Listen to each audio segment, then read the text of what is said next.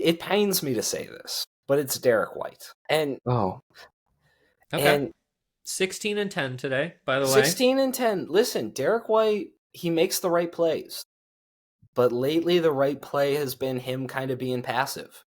He doesn't really have his shot going. He hasn't been able to create a lot off pick and rolls. And the reason it's disappointing to me is because if this team decides to tank out this year, I think Derrick White's the one that's getting traded. This week, Bill Simmons has already started campaigning for a Derrick White to Houston trade. I know there was a lot of calls made this offseason about Derrick White's availability, where the rumor was multiple first-round picks were on the table. Derrick White's 32. He's going to be 33 next year. By the time, Jason Tatum said a full season under him, he's going to be a 34-year-old combo guard. So yeah, I'm worried that if Derrick White continues this level of play, he still has a great reputation around the league. I think teams like Houston would see him as a finishing piece to a title team this year, so they'd be willing to give up a lot for him.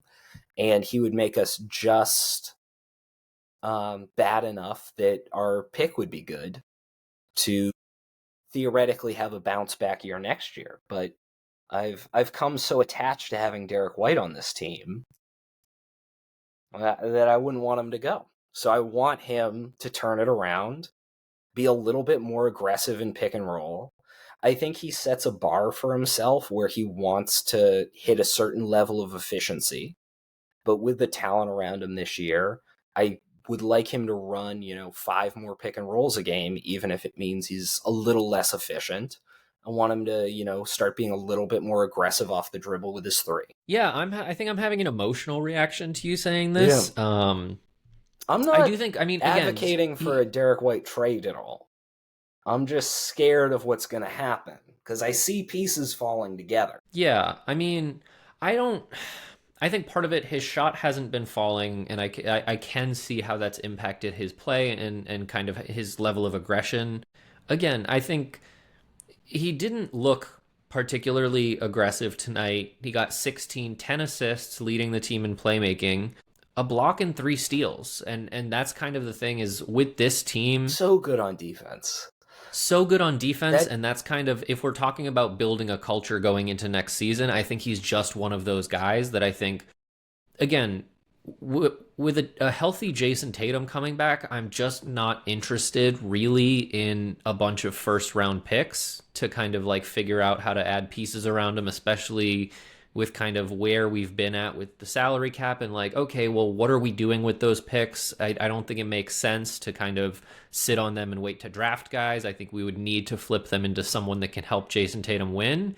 And at the end of the day, I don't know who is better culturally in creating a defensive identity, in being that efficient kind of playmaker, that clutch offensive guy, even if he's not being kind of the offensive leader this season. I think he's just a tone setter and something that is really important. And I don't know that we can flip him for something that will be more helpful when Jason Tatum comes back. I think that he's shown chemistry with Jalen and with Jason, and just feels like that combo role slot is really important. I think you mentioned earlier, and I think it's fair, Jaylen Brown does very well at the 2.